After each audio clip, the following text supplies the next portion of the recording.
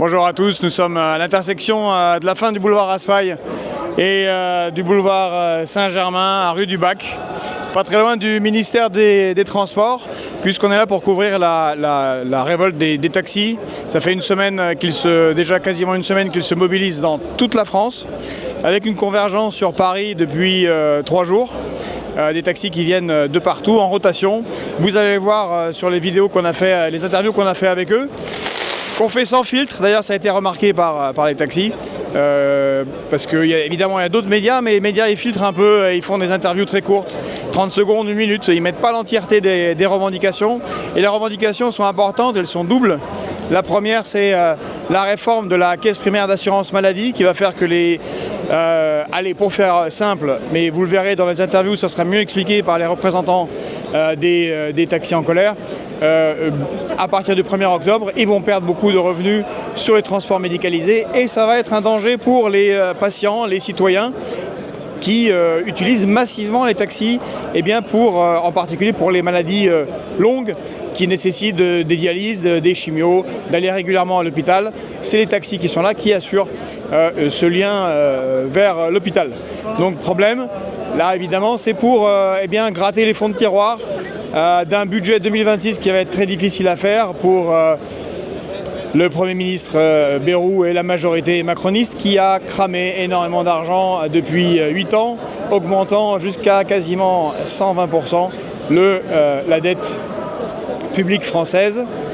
Ça c'est une chose, c'est une revendication. La deuxième revendication, c'est que les taxis ont le problème des plateformes comme Uber qui ne sont pas régulées, qui ne sont pas contrôlées par l'État, qui ne sont pas bridées et qui permettent aux chauffeurs VTC de ne pas appliquer la réglementation qui existe. En fait, il y a une réglementation qui devrait permettre de protéger le travail des taxis qui, eux, payent des impôts, embauchent des gens en France, règlent des cotisations patronales, des cotisations salariales, ce qui n'est pas le cas des VTC. Et donc Uber fait du bénéfice sur le dos des Français, sur le dos des taxis qui sont très en colère, vous allez le voir. Ils ont décidé de continuer le combat. On va interviewer plusieurs de leurs représentants, dont Bilal. Là aujourd'hui c'est le 2e jour qu'on suit le mouvement. On est sur ce lieu de rassemblement et on attend la sortie du ministère du Travail où les représentants des taxis, qu'ils soient salariés ou indépendants, artisans, rencontrent le gouvernement et y compris François Bayrou. Alors pour le moment, le gouvernement a l'air de vouloir bloquer, on va voir ce qui va en sortir. Allez, on va voir la manifestation en direct et donner la parole aux taxis.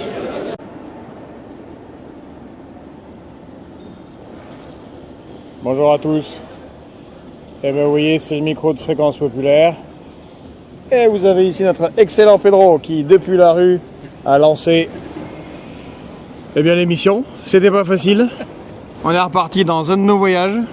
Voilà, avec tout le barda. Cette fois-ci, on a juste pris un ticket de métro ou le pass Navigo.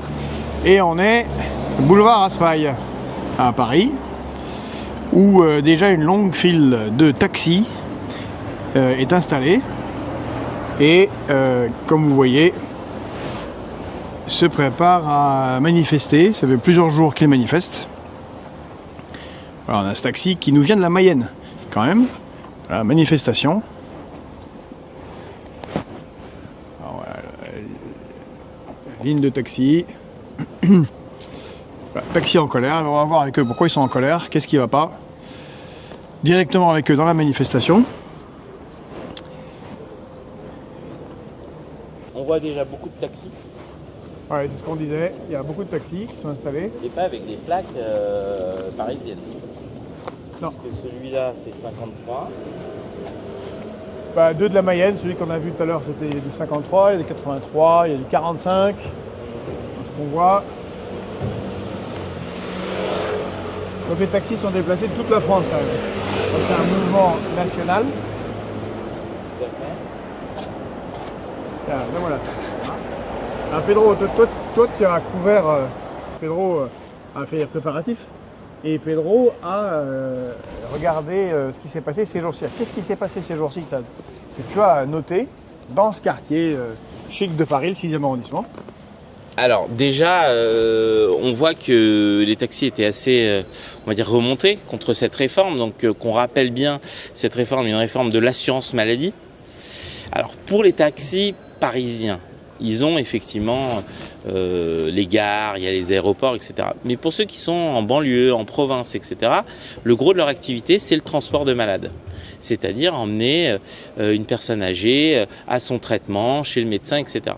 Alors, le cœur de la réforme, c'est de leur dire le temps d'attente, donc pour ces taxis, ne sera plus payé. Et en plus, on va diminuer les indemnités parce que vous allez être obligé de prendre 2 patients. Alors les taxis disent mais on ne peut pas trouver 2 personnes forcément avec la même pathologie à trifouiller les oies pour les emmener au même endroit. Et donc ils se retrouvent avec une baisse de revenus conséquente pour une activité qui est essentielle, en particulier dans les territoires, puisque s'il n'y a pas de famille, s'il n'y a pas de proches disponibles pour pouvoir emmener les personnes âgées ou même les gens en situation de handicap, etc., au lieu de leur prise en charge, il n'y aura pas de prise en charge. Donc effectivement, on peut comprendre surtout que souvent, en plus l'assurance maladie ne les paye pas immédiatement, ils ont genre 3 mois de retard entre la course et le moment où ils sont payés. Donc on comprend qu'ils soient pas contents et effectivement ça fait partie de ces mesures d'austérité, hein, le mot est très clair, que le gouvernement veut mettre en place pour diminuer la dette. Et donc, Georges, qu'en penses-tu ? Ouais, c'est un bon résumé. Il faut savoir que, alors, je salue ma petite maman, qui elle a été, quand elle avait son cancer, a été souvent prise en charge avec des taxis super sympas à Paris, parce que c'est aussi à Paris le problème, évidemment, et des taxis qui, dans le temps d'attente, eh bien, souvent font le travail d'aider une personne qui est chez elle à descendre, à prendre ses affaires. Ça prend beaucoup de temps, surtout quand c'est quelqu'un qui est âgé ou qui peut être très handicapé définitivement ou temporairement par sa condition de santé, qui met du temps à atteindre le taxi et donc faire la course. C'est quand même légitime bien que ce temps de travail soit payé. Et ceci est aussi lié à la destruction de notre hôpital public. Car en province, voilà ce qui se passe, dans certains hôpitaux, eh bien, vous avez une concentration des services hospitaliers. Par exemple, on fait un méga hôpital à Dijon et on ferme toute une série d'hôpitaux qui sont autour en faisant des règles de calcul de temps de déplacement en fonction des pathologies qui ressemblent un peu à ce qu'a fait Donald Trump pour fixer les taxes douanières, c'est-à-dire un peu ou comme en Europe on a fait pour fixer les critères de convergence de Maastricht, c'est-à-dire sur un coin de table en se disant bon ça passe, allez on va mettre un rayon de 150 km, 200 km, puis on verra bien. Et en fait, on se retrouve à des endroits où des services hospitaliers de proximité, par exemple de cardiologie, ferment. Et devinez quoi ? Eh ben, il n'y a pas assez de véhicules médicalisés, spécialisés, pour emmener les gens, même ne serait-ce pour les urgences, oui, et encore, c'est juste.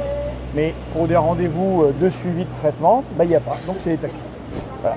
Et donc on a cette absurdité. Qui a été créé, de mise en difficulté des patients et bien de ceux qui vont les aider, comme les taxis, pour les emmener à l'hôpital, sous couvert de rationalité. En fait, tout ça est évidemment lié au problème principal, l'état des finances publiques. Ils vont gratter tous les tiroirs, partout, pour tous les fonds, ils vont gratter tous les fonds de tiroirs, ils vont rogner. Là où ça peut être rogné, pourquoi faire ? Eh bien pour tenter de couvrir l'erreur de Jean Dugenou. Jean Dugenou, c'est notre personnage favori de Bercy, à moi et à Pedro. On vous en a parlé plusieurs fois. Jean Dugenou est le responsable de la situation financière dans laquelle on est et le responsable de la perte de plusieurs dizaines de milliards d'euros. C'est Bruno Le Maire qui l'a dit, c'était une erreur quelque part dans un bureau à Bercy, au Trésor, on ne sait pas vraiment. En tout cas, quelque part, il y a un Jean Dugenou qui a mis les mauvais chiffres dans les mauvaises colonnes. Erreur, a dit Bruno Le Maire. Pas moi, il a dit, moi j'étais que ministre pendant 7 ans de l'économie. Bien sûr que je ne peux pas être responsable de la perte de 1200 milliards et de l'augmentation de la dette publique de manière considérable. Par contre, maintenant, Bruno Le Maire s'est exprimé en homme sérieux, responsable, et dit maintenant, fini la rigolade, il va falloir que vous trouviez l'argent qui a été perdu, pas par Bruno Le Maire, par Jean Dujou. Et donc tout va être raclé au maximum. Un petit exemple, c'est du temps de travail qui ne sera plus payé pour les taxis, c'est un peu d'économie et de la difficulté supplémentaire pour ces taxis, pour leur quotidien, pour leur pouvoir d'achat. Mais aussi, ça va faire des tensions avec les malades parce que les taxis, s'ils ne sont pas payés, on va vouloir que ça fasse vite, de ne pas attendre, que les patients rentrent vite dans le véhicule, les lâcher vite. Voilà. Il y aura sûrement des accidents. Mais je crois que Pedro, toi, tu avais vu les jours précédents ce qui s'était passé ici. C'est-à-dire que tu avais vu, il y a eu de la bagarre, il y a eu des incendies, il y a des trucs cassés. À côté du Tessia, effectivement, il y a eu beaucoup d'incendies de pneus, aussi rue de Rennes. La rue de Rennes avait été entièrement, on va dire, mise à sac, si on peut dire ça comme ça. Tous les chantiers avaient été cassés, les barrières, etc. Et donc effectivement, c'était assez impressionnant.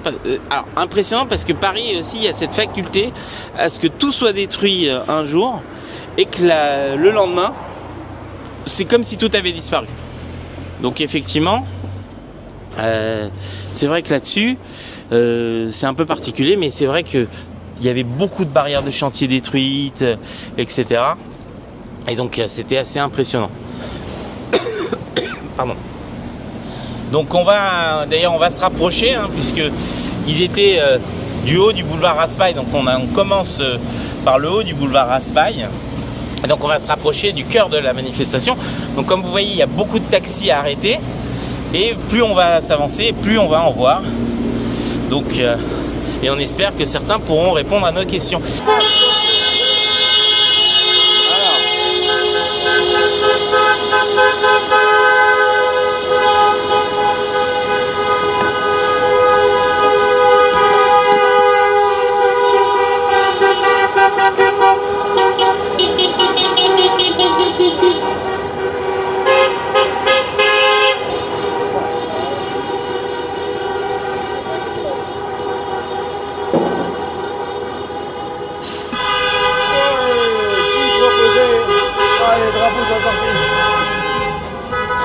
Oui, donc on voit taxis un peu partout.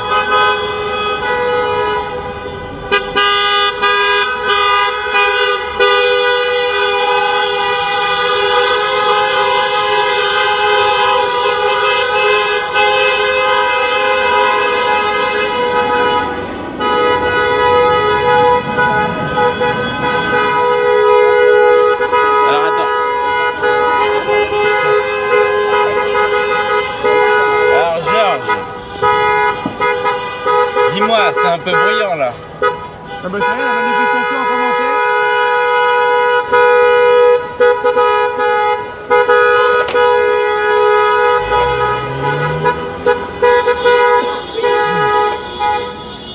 Ouais. Donc ça a bouchonné dans le centre, comme on disait. Et donc avant de passer à autre chose, j'espère que vous entendez. Je disais que Bernard Arnault, lui, il est pour le passage au TAFTA. Faut qu'on peut demander peut-être... Bonjour, on fait un reportage pour Fréquence Populaire, pour la manifestation des taxis et connaître vos revendications. Tout ce qui a déjà été parlé par les collègues, il faut qu'ils fassent une rétrocession en rapport à l'application de la loi qu'ils veulent mettre qui n'est pas bonne. D'accord. Voilà. Et plus contrôler les VTC, voire retirer aussi les maraudes électroniques qui étaient prévues à la base pour les taxis, non pas que pour les VTC. Parce qu'ils ne respectent pas leur réglementation non plus. Bonne journée. Merci. De toute façon, on va vers vous. Merci, comme vous avez vu, des images de la rue.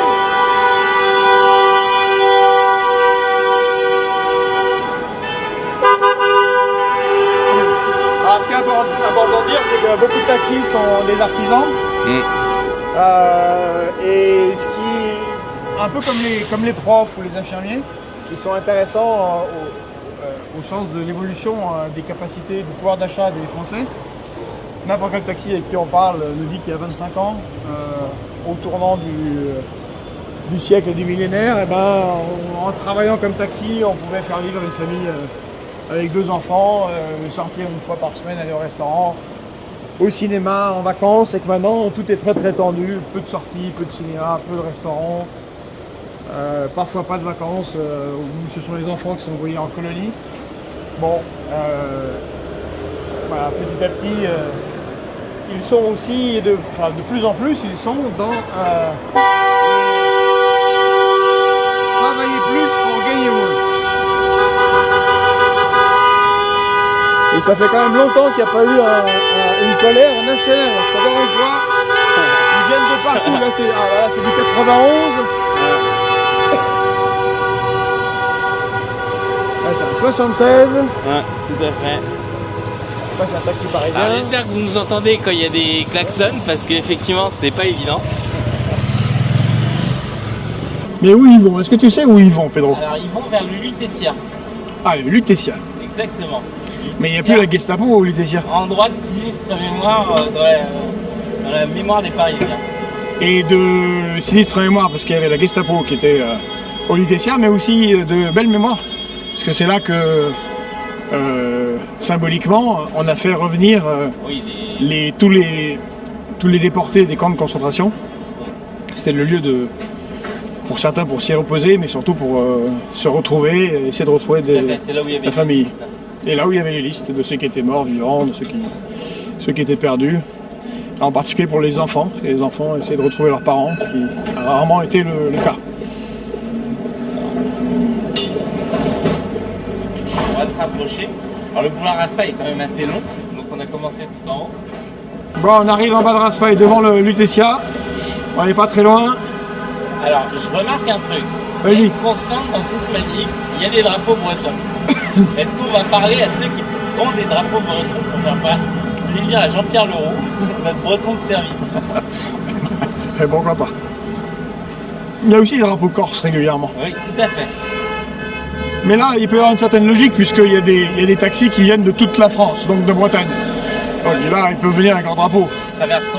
Là, il n'y a plus qu'une. Ouais, non, il n'y a plus rien qui roule. Là, ça y est, on est. D'ailleurs, vous voyez, ils sont sortis les taxis. Donc les taxis bloquent.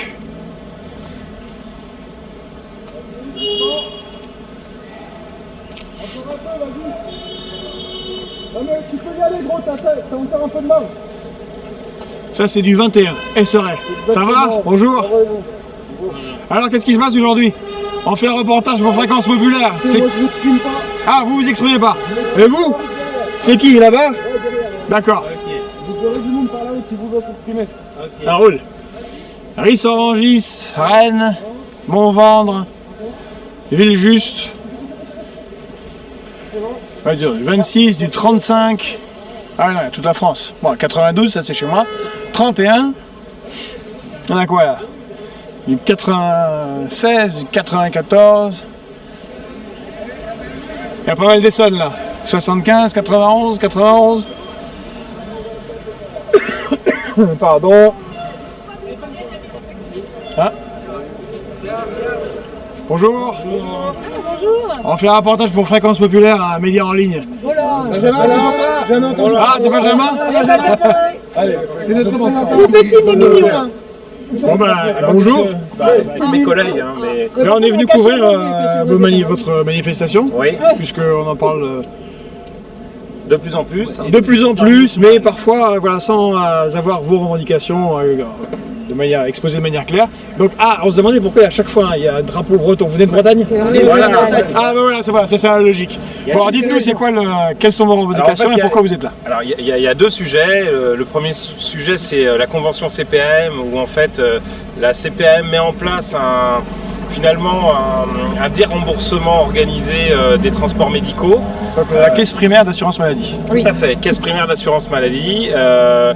en faisant en sorte, par rapport à notre tarif préfectoral, nous qui est décidé par l'État, nos tarifs sont décidés par l'État, et la CPM souhaite nous mettre des remises jusqu'à 45%, ce qui concrètement ça ne va plus nous permettre de vivre, mais surtout ça va faire une sorte de renonciation de soins vis-à-vis des patients qui n'auront plus de transport, ou alors dans ces cas-là il faudra qu'ils les paient ces transports. Voilà. Et on se bat pour ça, on se bat pour qu'en définitif, il y ait une règle juste qui permette à la fois de faire des économies, parce qu'il faut que la CPM fasse des économies, mais à la fois qu'on puisse en vivre tout simplement. Le deuxième sujet, c'est important ce que vous dites, c'est que c'est pas que pour votre portefeuille, c'est aussi pour les patients, les Français, ça peut être n'importe qui en fait, qui demain devra être emmené et ça va peut-être moins bien se passer. Concrètement, dans les grandes villes, je dirais qu'il n'y a presque pas de sujet, mais dans les zones rurales où en fait ils ont regroupé tous les hôpitaux sur les grandes villes, comment vont faire les gens qui doivent aller faire des hospitalisations pour des chimios, des dialyses, tous ces gens-là, ils vont se retrouver chez eux, parce que nous, on n'aura plus la possibilité de les transporter à des tarifs à moins 50%. Ça ne va plus être possible. C'est vrai qu'on ne s'en rend pas compte souvent quand on est à Paris. Ce que vous dites, c'est très important. Sur les 20 dernières années, il y a beaucoup de regroupements d'hôpitaux et les gens, je ne sais pas, à moins qu'ils y aillent en trottinette ou à vélo, c'est difficile quand on est cardiaque. Donc c'est vous qui assurez en fait un service public. Alors d'aujourd'hui, on a le système d'accès aux soins. On est sur le SAS avec le SAMU et tout ça. Et si nous on commence à couper aussi le service d'accès aux soins à tous nos patients, ils vont renoncer à leurs soins et on n'en finira jamais. Peut-être c'est ça qui est voulu. Comme ça fait des économies sur les soins des gens. Complètement. Mais le problème, c'est que l'État n'ose pas le dire aux patients. C'est un peu ce qui est malhonnête finalement. Voilà. Et c'est ce qu'on souhaite, nous, diffuser au maximum, c'est de dire, nous, on est prêt à faire le travail, par contre, il faut qu'on soit payé tout simplement correctement. Et là, ça ne va plus être le cas. Deuxième revendication, c'est la concurrence déloyale des VTC. Ça dure, je dirais que c'est un marronnier, tous les ans, ça revient. On est dans une situation où il y a des lois qui ont été votées lors de la création des VTC. Le principe, c'était que les deux marchés taxi VTC ne se télescopent pas, mais les plateformes ont décidé vraiment autrement. C'est-à-dire que les VTC ont une obligation légale de retourner, de retourner à leur base après chaque course. Évidemment, c'est ce qu'ils ne font pas. Je vous prends l'exemple de Rennes. Rennes, lorsqu'il y a un gros salon, ce qui est normalement vecteur d'activité pour les taxis, aujourd'hui on fait moins 50% de chiffre d'affaires. Pourquoi ? Parce que vous avez 50, 100 VTC qui descendent de Paris, qui viennent faire du chiffre d'affaires à Rennes, parce qu'ils savent qu'il va y avoir de l'activité, et de Nantes et de toutes les villes. Et pourquoi ? Alors la question c'est de dire, mais pourquoi les gens prennent les VTC ? Tout simplement, c'est que le modèle économique des VTC, c'est que 70% des VTC déclarent zéro sur le portail auto-entrepreneur. Donc en fait, ils ne payent ni TVA, ni charges sociales. Donc après, c'est facile aux plateformes de dire, bon, on va mettre des tarifs inférieurs aux tarifs réglementés par l'État des taxis. Donc ce qu'on demande tout simplement, c'est l'application de la loi. Et pour ça, il faut des contrôles.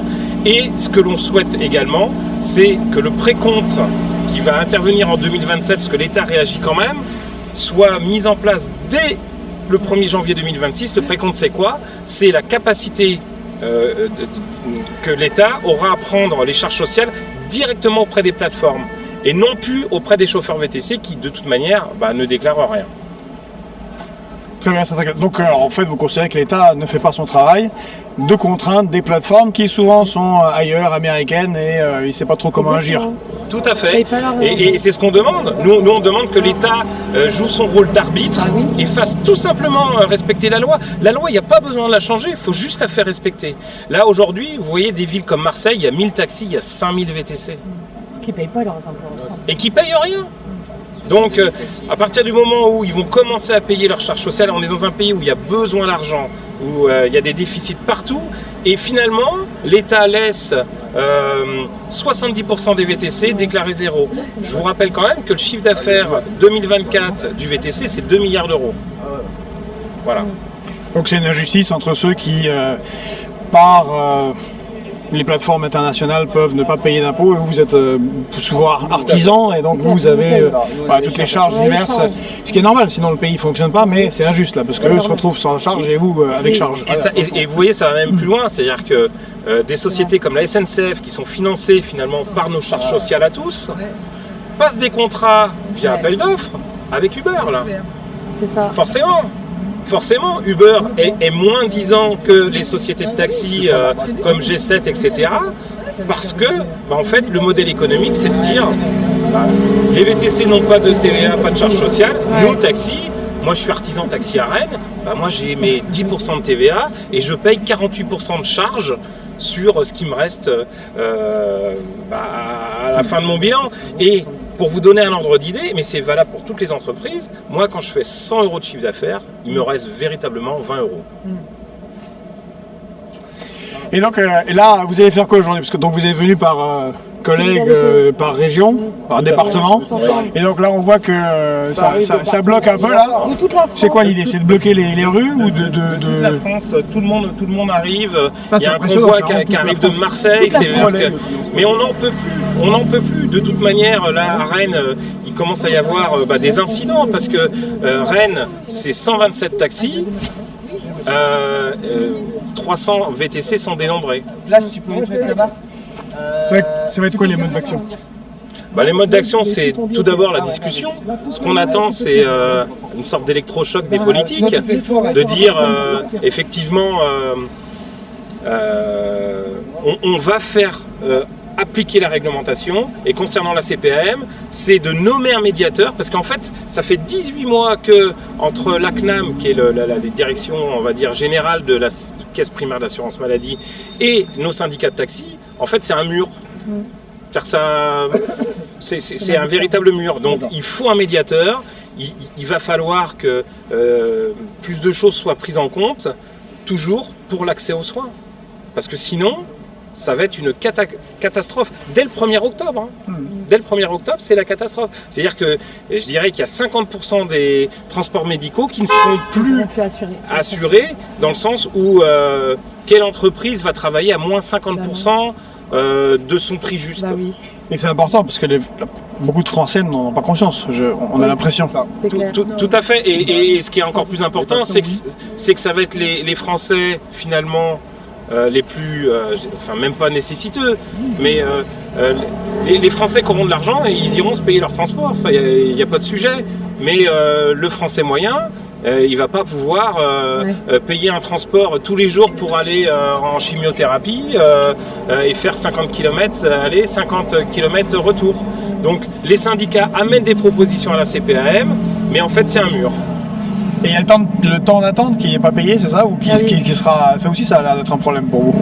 En fait, le temps d'attente, si vous voulez, c'est un problème et c'est pas un problème. Ce qui se passe, pour que je vous explique bien, par exemple, lorsqu'on a un client, un patient à prendre à Rennes et de l'emmener à Nantes, si on le dépose, le tarif maître, c'est le tarif C, c'est-à-dire aller en charge, retour à vide. Parce que la capacité qu'un taxi à retrouver un client à Nantes pour revenir à Rennes, elle est quasiment nulle. Ça on en convient. Nous, on a proposé déjà à la CPM de dire, mettez en place une plateforme, et puis, si effectivement, une fois qu'on dépose notre patient, vous nous retrouvez un patient pour redescendre à Rennes, pas de problème. On ne fera que du tarif A aller, que du tarif A retour. Mais en fait, c'est pas possible. La CPM, il y a une difficulté et en définitive, ce que veut faire la CPM aujourd'hui, c'est de dire on paye que du A et après débrouillez-vous. Non. En fait, on pourrait avoir un service d'État des codeurs qui fassent un sorte de site Uber, mais pour les taxis, pour permettre ce que vous proposez. Mais ça, ils ne le font pas. Mais ça, ils ne le font pas pour l'instant. Pour l'instant, c'est peut-être une piste de négociation.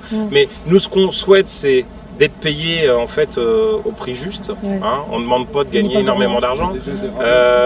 Il faut que le monde du taxi, c'est 100 000 personnes quand même. Donc il y a énormément de salariés. Il n'y a pas que des artisans taxi comme comme nous. Hein.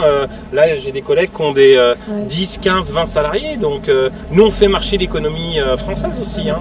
Et l'État veut, à côté de ça, économiser 300 millions d'euros. Et puis, on voit sur un reportage que les indus de la CAF, c'est 6 milliards. Et là, là, on dit rien. Donc, il y a un peu une incompréhension. Moi, j'ai une question. Est-ce que depuis le début de cette semaine, vous avez commencé votre occupation ici sur le boulevard Raspail, à part les CRS, est-ce que vous avez eu une écoute du gouvernement justement? Pour l'instant, non. Pour Les l'instant, CRS, c'est moyen pour l'écoute, mais bon. Ouais. Justement, Oui, ils sont exactement. eux, ils nous On sait écoutent qu'ils sont là. On les aime. Bon après effectivement les CRS ils nous soutiennent et ça se passe bien. Ouais. Enfin, je veux dire on sait que voilà il n'y a pas de avec les CRS ça se passe bien. Ce qu'on souhaiterait c'est que ça se passe mieux avec le ministère de la Santé, le ministère du Transport parce que là en fait ils se rejettent tous la balle. Ouais. Tous la balle. Et ils ne sont toujours pas reçus. Et pour l'instant personne n'a été reçu. Alors il y a un rendez-vous samedi normalement qui est prévu avec Monsieur Bayrou, le Premier ministre, et qui va inviter la ministre de la Santé et le ministre des Transports. Donc peut-être que là, ça va être un commencement de médiation. Ouais, Voilà. on espère. Mais de toute manière, on ne lâche rien. On est organisé parce qu'on a nos vies aussi de famille, on fait des rotations de 2, de 3 jours et quoi qu'il arrive, On on lâche va rien. tenir dans la durée. On est On équipé, lâche rien. on fait des métiers difficiles, on est habitué à tirer sur la corde C'est clair. et on ne lâchera pas. On est Donc là, 137 arrêts, si j'ai bien retenu le chiffre, ça, taxi. 127 taxis arrivent, 127. mais il y a pas Et donc là, vous êtes combien mais à on est être 600 venu taxis en Ille-et-Vilaine. D'accord. Il y a 600 taxis en Ille-et-Vilaine. Vous êtes arrivé à combien? Là, on a eu une trentaine cette nuit. Et là, il y a des départs tous les jours. Tous les jours. C'est que des Voilà. Paris. Là, il y a Marseille qui va arriver. Ah oui. Ce matin, on a eu. Là, il y a 40 Normands qui Mais sont on est arrivés plus tout à de l'heure. Il y a eu En Lyon fixe. aussi. Lyon qui est arrivé aussi tout à l'heure. On est une cinquantaine de Une cinquantaine, ouais. Bon merci pour l'information, peut-être qu'on vous retrouvera plus tard. Oui, Voilà, et bravo, pour l'écoute. bon courage. Merci. Bonne journée. Bien joué. Allez, on va voir plus loin. Donc là, on a les Bretons, les Normands, Ille-et-Vilaine. Donc on apprend qu'il y a un gros cortège de taxis qui arrive depuis Marseille. Tout à fait.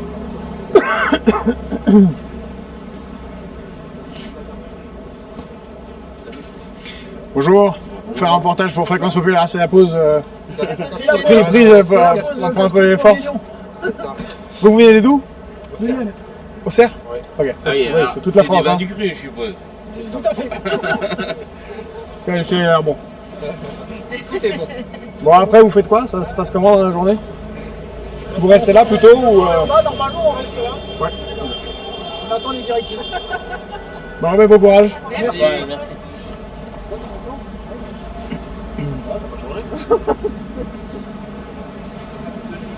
Ah, c'est intéressant ce qu'ils nous ont dit sur le côté soutien des CRS, parce que la police.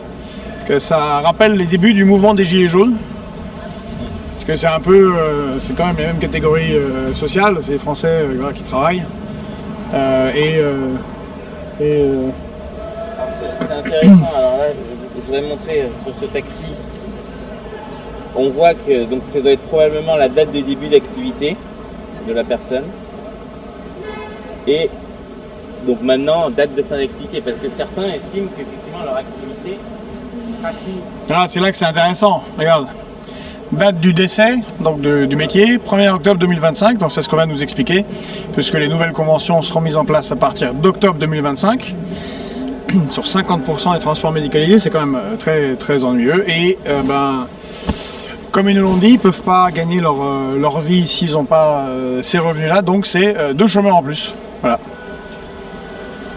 Donc la revendication, enfin c'est clairement expliqué sur le pare-brise.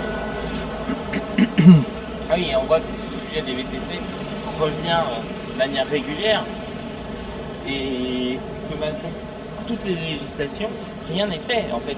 On sait que c'était Emmanuel Macron lors de sa première élection qui a dit qu'il valait mieux être chauffeur Uber qu'au RSA.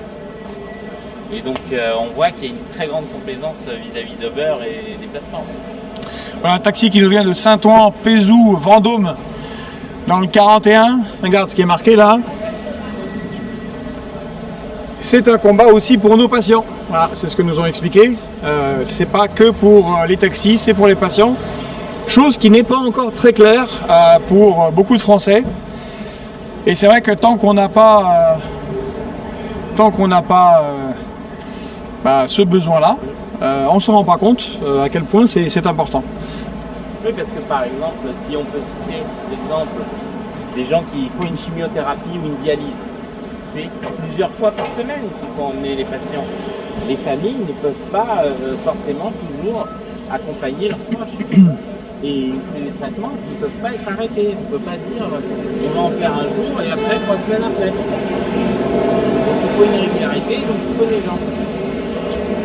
Si on rajoute cela à ce que le gouvernement certain avait proposé, c'est-à-dire que pour les maladies longue durée, une partie des soins ou des médicaments soit prise en charge par les patients.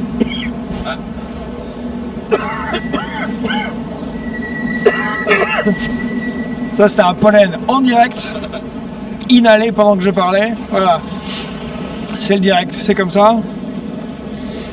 Donc rajouter à cela, qui pend au nez, d'avoir une partie des soins de longue durée à payer, pour beaucoup de gens c'est intenable. Donc ça accroîtrait considérablement la pression sur des budgets des Français déjà serrés, en particulier dans les classes moyennes. Ne parlons pas de ceux qui sont au SMIC. Eh ben, ça serait c'est ce qu'on nous a dit là, c'est ce que nous a dit ce chauffeur de taxi artisan de Rennes. Ça sera repousser des soins. Il y a des Français qui décideront de ne pas se soigner, ou de faire un soin sur deux, ou de voir si le hasard va faire que miraculeusement ils sont soignés.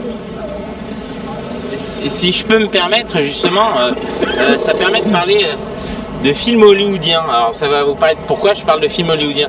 C'est dans les films américains, on est souvent surpris que les gens ne prennent pas les ambulances et emmènent eux-mêmes les patients à l'hôpital. Et ben la réalité, c'est parce qu'aux États-Unis, on paye l'ambulance. Et donc, dans la culture populaire, dès qu'on peut, on essaye d'emmener les gens, justement, par soi-même, pour éviter d'avoir une trop grosse douloureuse à la fin. Et donc, on risque de se retrouver dans des situations comme ça, avec des gens qui n'appelleront plus les transports médicalisés et essayeront.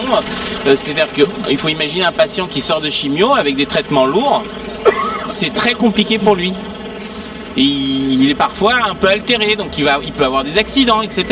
Alors que s'il est pris en charge par un taxi, il y a déjà moins de risques. Donc on va se retrouver face à des situations, il y aura des drames, ça c'est une certitude. Et après on va dire, mais comment c'est possible? Oui, voilà, la précarité. Peut-être qu'un jour on pourra faire des films comme John Q, puisque tu parles de films américains.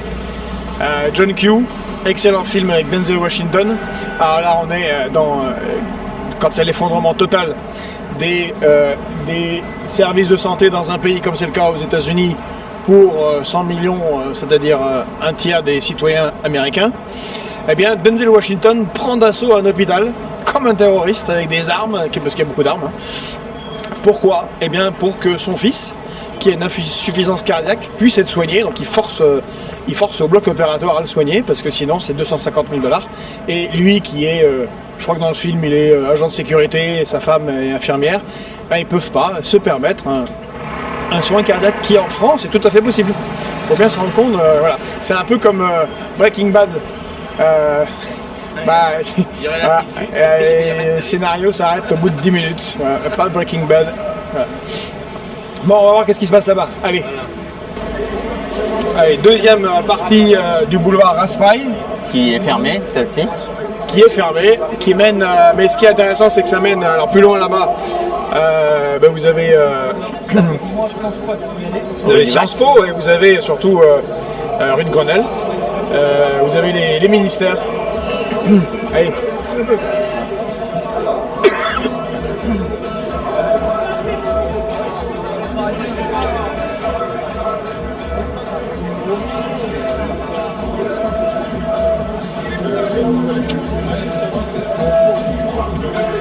Comme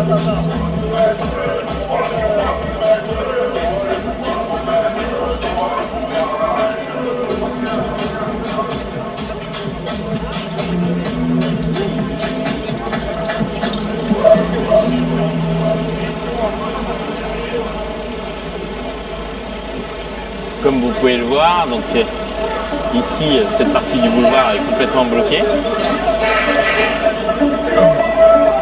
Et donc ça se passe dans la bonne humeur. Bonjour monsieur, on fait un reportage pour Fréquence Populaire. On fait un reportage pour Fréquence Populaire. On a interrogé quelques-uns de vos collègues. C'est pour savoir quelles étaient vos revendications. Alors on voit que vous avez mis VTC hors la loi, l'État ferme les yeux. Nos revendications, c'est l'application de zones blanches aux alentours des gares, des aéroports, et surtout le respect de la loi Grand Guillaume, la loi Thévenoud, qui doit obliger les chauffeurs VTC à leur retour au garage après chaque course. Parce que nous, on se fait vraiment, on perd beaucoup de chiffres à cause de ça, parce que les chauffeurs VTC, une fois qu'ils posent sa course, ils restent sur la voie publique, ce qui est complètement interdit. Oui, c'est la concurrence déloyale. Il n'y a que le taxi qui a le droit de rester sur la voie publique de sa commune. Comme moi à Grenoble, je reste à Grenoble, je ne tourne pas en vert sur Lyon et une autre ville. Donc l'obligation du retour au garage. Et nous, en tant que taxi grenoblois, on souffre énormément les saisons d'hiver. Vous savez, avec le surplus d'activité aux stations de ski, c'est des courses qui font 2, 3, 400 €. Les chauffeurs, ils viennent de Le Havre, de Lille, de Paris, qui viennent nous manger le boulot en fait. On stationne aux abords des gares, hein, parce que nous, des fois, on donne des devis, on tarif taxi. Les clients sont carrément connectés sur les applications comme Uber, Bolt, Hitch, et ils ont la course 2 fois divisée par 2 le prix. Et ça, c'est des chauffeurs qui ne sont pas de Grenoble, c'est des chauffeurs qui viennent de partout, toute la France. Donc il faudrait que l'État nous bloque cette application. Donc vous reprochez à l'État de ne pas faire son boulot de contrôle et tout simplement appliquer la loi. Là, c'est pas une histoire de contrôle, parce que les contrôles, ils sont faisables. Juste en Ile-de-France, on a 100 000 VTC. Comment vous les contrôlez, sachant qu'en Ile-de-France, ils ont 10 Bauer pour contrôler 100 000 VTC et 20 000 taxis. C'est infaisable.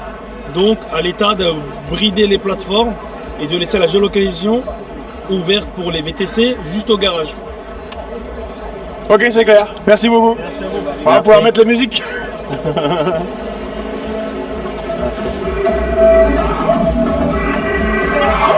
Oui, donc on voit, c'est quand même dans la bonne humeur. Ah, on a coupé celui qui mettait l'ambiance.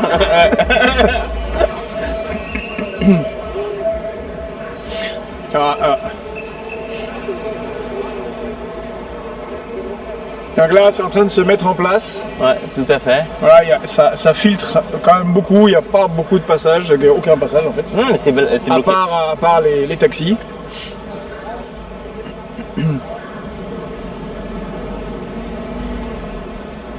C'est vrai qu'avec une voiture, c'est comme le transport en camion, c'est un moyen d'action qui est assez fort.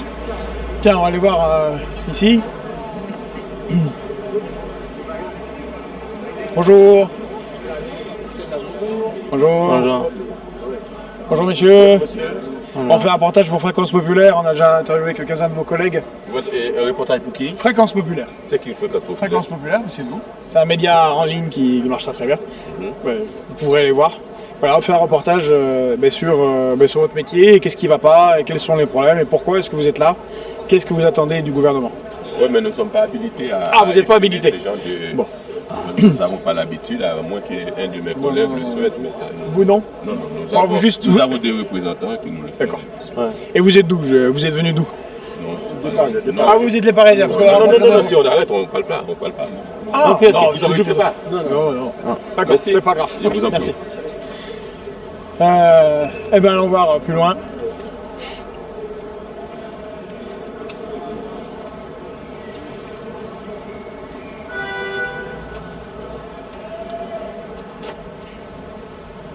Oh, la tête de mort là. T'as vu? Ouais.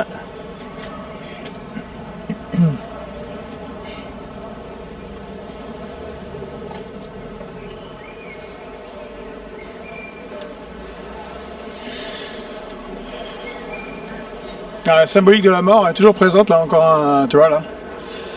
Merci l'assurance maladie, métier en péril, avec un cercueil, tête de mort, donc il se répète sur beaucoup de véhicules. On avait reçu il y a quelques mois justement un artisan taxi lors de notre matinale et justement qui nous avait expliqué ça. Il expliquait les prémices de tout ça, et donc c'était avant le mouvement social, et pourquoi eux s'estimaient en danger. Et donc il a expliqué très clairement, il a fait lui son activité, ses salariés, c'est du transport de malades. Et que si on change les règles, et j'aurais tendance à dire, c'est valable dans tout type d'activité. Quand vous êtes habitué à un certain type d'activité et qu'on vous change les règles, ça peut vous mettre par terre. Parce que vous avez construit, souvent vous n'avez pas un bénéfice fou, donc le moindre petit changement, ça fait toute la différence. Et donc c'est pour ça que c'est important de pérenniser les activités. Et dans un pays qui dit il faut faire des économies, les premières économies qu'on fait, c'est en créant de la valeur pour pas avoir à faire d'économies. C'est pas en détruisant l'économie, c'est-à-dire et apprendre à ceux qui créent de la valeur. Donc on va essayer d'avancer, on va essayer de voir effectivement jusqu'où, je pense que ça va jusqu'à rue du Bac, mais peut-être ça va plus loin, je ne sais pas. Ah, on a un autre drapeau. Ouais. Alors, Bonjour. bonjour, on fait un reportage pour un média en ligne. Est-ce qu'il y a l'un d'entre vous qui peut échanger avec nous? C'est notre porte-parole, il est là. Bonjour monsieur. Bonjour. Je vais le faire. Attends, 2 secondes là. Bonjour monsieur. Donc bonjour. On fait un Donc, partage sur notre combat. exactement. Sur notre mouvement, Donc, on a interrogé vos collègues de Bretagne. On est en direct là sur YouTube, donc on a nos nombreux abonnés. Très bien. Donc On est en direct sans filtre. Et vous dites ce que vous voulez. exactement. Et nous, on est là pour vous donner la parole, puisque je pense que les médias aiment bien montrer les violences, les blocages, mais pas vraiment pourquoi vous êtes là et le combat que vous essayez de porter. Très bien, et comme vous avez pu l'entendre, on est là pour 2 choses. La première chose, c'est contre Uber, la maraude électronique, non-respect de la loi. Et la deuxième chose, c'est contre la prochaine convention qui doit sortir normalement en octobre. Prochaine convention de la CPM, qui nous mettra en difficulté en termes tarifaires. Baisse de la tarification, nos charges ne diminuent pas. Si on fait ce métier, c'est pour gagner notre vie aussi. Modification des façons de transporter les patients. Ils veulent grouper, faire du transport partagé. C'est pas gérable pour nous. C'est de la confort pour les patients. D'ailleurs, c'est une vraie question ça, parce que quand on en parle, n'importe quelle personne dotée de bon sens dit on ne peut pas mélanger les pathologies. Déjà, il faut trouver 2 patients avec les mêmes pathologies. Peut-être à Paris c'est possible, mais alors dans des coins en province, quand vous avez en province, c'est plus compliqué. Voilà. Je ne dis pas que c'est impossible. C'est des choses qu'on peut faire, on le fait déjà. La convention le prévoit, quand on fait du transport partagé, il y a un abattement qui s'applique en termes de tarification. Quand on peut le faire, on le fait. Quand il y a des patients qui habitent la même commune, qui ont eu un soin dans le même hôpital, c'est faisable. Quand vous avez des patients qui habitent la même commune, qui vont pas dans le même hôpital, qui n'ont pas rendez-vous à la même heure, c'est très compliqué. Ça va rallonger les trajets, créer de l'attente dans les hôpitaux, il y a aussi ça. Il faut que les hôpitaux se rendent compte, quand dans un service de chimio, vous avez des patients qui ont terminé, qui attendent le taxi, la salle d'attente, elle n'est pas extensible. Et les patients sont fatigués. J'ai entendu dans les médias, notamment ce matin sur BFM, que c'était la minorité, les patients qu'on transportait en dialyse, en chimio, en radiothérapie. Je vous assure que c'est la majorité. Oui, surtout que c'est des rendez-vous réguliers, ce qu'on expliquait il y a quelques minutes justement sur la dialyse et sur la chimio.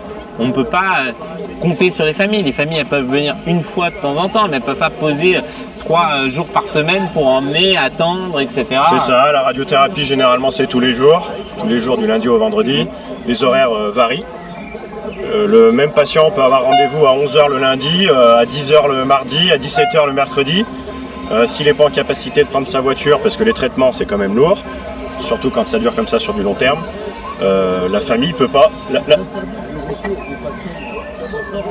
J'ai un collègue qui précise qu'effectivement, je sais que pour les chimios, généralement les médecins recommandent, interdisent même de faire le transport, de se déplacer eux-mêmes. Il faut que ça soit un proche, si c'est faisable, ou un taxi ou une ambulance, tout dépend de l'état du patient. Mais c'est ce qu'on disait, ça va créer des drames, parce que les gens, à un moment, ne pourront plus payer le système, parce qu'au-delà de la convention, on va aller vers le déremboursement aussi, ou la moins prise en charge au niveau des patients. Et donc, on va se retrouver avec des gens qui vont conduire alors qu'ils ne devraient pas conduire. On va dire comment c'est possible. Tout ça parce qu'on rabote doucement de partout. C'est ça. Je comprends qu'il faille faire des économies. Je je suis d'accord, hein, c'est l'argent de tous les Français, c'est l'argent de toutes les personnes qui travaillent et qui cotisent. Mais n'empêche que notre boulot, il est quand même essentiel. Il est essentiel, on emmène des patients qui sont malades et qui ont besoin d'un transport. Et pour vous, pour votre pouvoir d'achat, ça devient compliqué parce qu'on voit sur beaucoup de taxis des cercueils, des têtes de mort. 1er octobre, certains mettent je serai au chômage. Oui, c'est probable. C'est probable. Je vois pas. Très honnêtement, quand on parle de baisse de chiffre d'affaires de 30%, nos charges vont pas diminuer. Si on fait du transport partagé, il va y avoir des trajets supplémentaires à faire entre deux déposes de patients. En province, vous pouvez avoir, en campagne notamment, je sais pas, des patients qui habitent à 30 km. Et là, les 30 km entre les deux patients, on va pas me le rémunérer, ce trajet-là. Donc on va augmenter nos charges, on va me diminuer le remboursement, la prise en charge. Donc je vois pas comment ça peut fonctionner. Et sur votre deuxième revendication vis-à-vis du contrôle de beurre, etc., on sait que dans son premier quinquennat, Emmanuel Macron était très pro-Uber. Ouais. Et il a facilité son implantation en France. Exactement, et aujourd'hui, il n'y a pas eu beaucoup de sanctions, on les laisse faire et on augmente même ce qu'ils peuvent faire. Et est-ce que vous n'avez pas l'impression justement qu'il y a une trop grande complaisance de l'État vis-à-vis de ces plateformes-là? C'est probable, oui. C'est probable, je pense que, enfin je sais pas, je suis pas dans leur petit papier, mais qu'effectivement nos dirigeants ont largement facilité l'implantation d'Uber en France, au détriment du taxi, mais même au détriment du travail en général. L'ubérisation de la société, c'est pas une bonne chose. Je suis pas sûr que les chauffeurs VTC qui travaillent pour Uber, ils gagnent mieux leur vie avant, enfin entre maintenant avec Uber par rapport à avant, je sais pas. Ça leur amène peut-être du volume, mais est-ce que vraiment ils gagnent bien leur vie en faisant 70 heures par semaine Enfin, je sais pas. Je suis pas convaincu que le travailleur, que le Français y ait gagné. Parce que justement, on parle de faire des économies, mais une des premières sources de revenus, ce serait d'aller taxer ces plateformes qui sont à l'étranger, qui ne payent pas d'impôts. Entreprises américaines, ouais, je sais pas où ils sont enregistrés en Europe, peut-être en Irlande, j'ai pas ce détail à vérifier, mais oui. C'est bien. Ils sont aux îles Caïmans, c'est compliqué. Oui, ouais, voilà. Donc effectivement, c'est bien, ils développent, ils font travailler, ils développent une activité en France, on peut se dire que c'est bien, il faut accepter la mondialisation, ce genre de choses, je suis d'accord. Faire travailler des gens pour que dalle, et puis l'argent qui rentre dans leur caisse, hein, parce qu'ils rémunèrent le chauffeur VTC, mais ils en prennent une belle partie sur la course. Et ils payent pas d'impôt là-dessus, c'est de la fuite des capitaux vers l'étranger. Enfin non, mais c'est vrai. Moi, tout ce que je gagne, ce que la Sécu va me verser, ce que le client va me verser quand je fais du transport classique, je paye la TVA dessus, je paye de l'impôt sur les sociétés, je paye de la cotisation URSSAF. Ça retourne dans les caisses françaises, ça retourne dans les cotisations. Et vous venez d'où avec ce beau drapeau? Là, c'est votre taxi, là? C'est ma voiture. Ouais. Je viens de la région lyonnaise, l'Ouest lyonnais. Ok, l'Est lyonnais. Donc c'est le drapeau de la ville de Lyon. Alors, c'est quoi les modes d'action pour aujourd'hui et pour les semaines à venir? Pour l'instant, les provinciaux, c'est de rester là. Je sais que les Parisiens font des opérations escargots là, autour du périph'. Je crois que c'était... Alors pas l'aéroport, je crois qu'ils n'ont pas pu avoir l'accès à l'aéroport. Enfin, le préfet n'a pas autorisé, si j'ai bien suivi. Hein, c'est les infos que j'ai sur nos réseaux de taxis. Mais ouais, ça va être opération escargot. Et puis nous, les provinciaux, ça va être de rester là. Alors j'ai vu qu'au début, je crois que c'était le premier jour, il y a eu beaucoup d'arrestations. Ouais, alors j'étais pas là le premier jour, moi c'est le deuxième jour que je suis là. Est-ce qu'on a des nouvelles de vos collègues? Ouais, j'ai entendu que il y en a qui étaient en garde à vue, d'autres qui sont ressortis depuis. D'accord. Donc après, je sais pas précisément ce qui s'est passé. Effectivement, s'il y a eu des violences, c'est condamnable. Je pense qu'il faut pas faire ça. Voilà, ça mène à rien dans notre combat. Mais alors, parce que pour l'instant, pour avoir échangé avec d'autres de vos collègues, le rendez-vous serait demain avec le gouvernement, un hypothétique début de discussion. On espère que c'est pas juste on va voir, c'est avec quelque chose de concret pour vous. Est-ce que vous en attendez quelque chose ou vous pensez qu'il faut continuer à mettre la pression? Ouais, moi j'espère, mais est-ce qu'il faut en attendre quelque chose? Oui, on va croiser les doigts. Est-ce qu'il y aura quelque chose qui va en ressortir? Je sais pas. Est-ce que vous avez peur qu'il joue la montre? En fait, l'essoufflement. Je pense que cette semaine, c'est un peu ce qu'il y a eu. Et qu'ils vont laisser pas travailler et se dire ils vont perdre de l'argent. Ouais, parce que c'est vrai qu'ils le savent. On travaille pas, on n'a pas d'entrée d'argent. On fait un aller-retour de Lyon, pour certains de plus loin, on paye le péage, on paye le carburant. Il y en a qui dorment dans la voiture, d'autres à l'hôtel, il faut payer l'hôtel. Donc effectivement, on a des frais et pas de rentrée d'argent. Donc on prend déjà pas beaucoup de vacances dans l'année. Donc vous voyez, une semaine de vacances qu'on n'aura pas, quoi. Une semaine de repos qu'on n'aura pas, quoi. Donc risque de laisser traîner. Ils le savent qu'on peut s'essouffler, que le mouvement peut s'essouffler. Mais voilà, c'est pour ça qu'il y a des roulements. Il y en a qui étaient là lundi, qui sont rentrés. D'autres qui arrivent, il y en a qui arrivent encore aujourd'hui. Donc si on fait un roulement, je pense qu'on peut tenir quand même encore quelques temps. On peut tenir quelques semaines. Ben merci. Ben, je vous en prie. Et bon courage. Merci. Merci. À vous aussi. Je te repasse.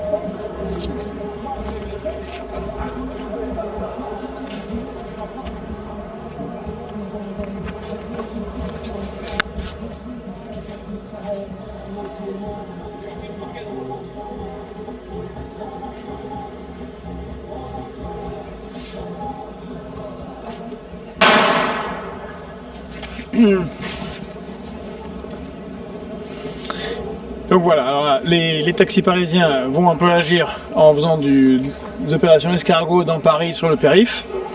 Et les provinciaux occupent le terrain. Donc là, on s'approche doucement de la rue de Grenelle. Ah, il y a les tambours.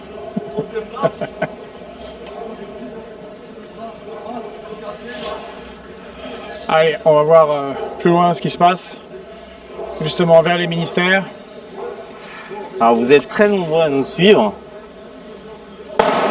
Alors, un instant. Oups.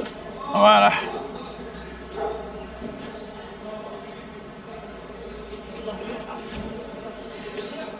Alors, on est nombreux en ligne? Oui, et très suivi. Merci à tous. Alors, je vois vos questions, je suis désolé.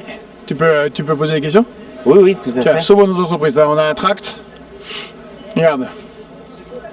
Donc là, c'est non plateforme qui ruine nos professions et creuse la dette publique par l'optimisation fiscale. Ben oui, c'est logique. Quand on fait des économies pour combler la dette, paradoxe, on pourrait taxer et obtenir plus de gains. Bonjour madame. Bonjour. Vous êtes taxi? Oui. Ah, et c'est vous qui avez fait ce tract? C'est un collègue à nous. Ah oui, Taxi de Loire-Atlantique. Il est très clair. Donc ça, c'est sur l'une des revendications que vous avez par rapport au VTC. Effectivement, Et l'impôt qu'a gagné pour VTC l'État. et la CNAM. Et la CNAM. Oui, ça c'est les deux. Oui. Et celui-là, je vois la première ligne, c'est sur. Ouais, on a non-plateforme. tout. Ouais, il On y a tout, descend là. des VTC à la CNAM. Non. Là, ça rappelle le référendum d'il y a 20 ans. non. C'est bien ça. Oui, parce qu'en fait, vous et votre collègue qui a fait ça, il pointe le doigt sur quelque chose qui est logique. C'est-à-dire qu'ils essaient de rogner sur vous pour combler un peu la dette publique. Mais ils pourraient la combler en taxant un peu plus Uber et tous ceux qui profitent de ces plateformes-là. Il y a deux sujets, on ne peut pas mélanger les deux. Et le transport médical et la concurrence déloyale des VTC. Là, je parlais des VTC, en fait. Ils pourraient taxer, oui. Taxer comment? Justement, c'est l'État qui devrait trouver, peut-être, plutôt que... Uber paie quasiment pas d'impôts en France. D'accord, mais le problème, il est sur la concurrence déloyale. Si on prend la réglementation du chauffeur VTC, c'est écrit noir sur blanc, ils n'ont pas le droit de marauder sur la voie publique. C'est réservé aux taxis. Donc à partir du moment où on respecte ça, il n'y a pas de problème. Sauf que ce n'est pas le cas, puisqu'ils sont en géolocalisation avec des applications, et ça pose problème à la profession. Et après, on peut parler aussi de Uber, forcément, qui ne paye pas les taxes en France. Dans un pays français où les artisans taxis payent des cotisations en France, on est encore dans une concurrence déloyale et c'est pas normal. Parce qu'une des raisons, une des justifications de la réforme pour la CPAM, c'est faire des économies. Ils pourraient faire des économies en allant chercher les impôts que Uber ne paye pas plutôt que de gratter sur les taxis. Alors est-ce qu'on peut mélanger ces deux dossiers? Je ne sais pas. On est d'accord que la CPAM souhaite faire des économies, mais il y a d'autres façons de les faire que sur le dos des taxis.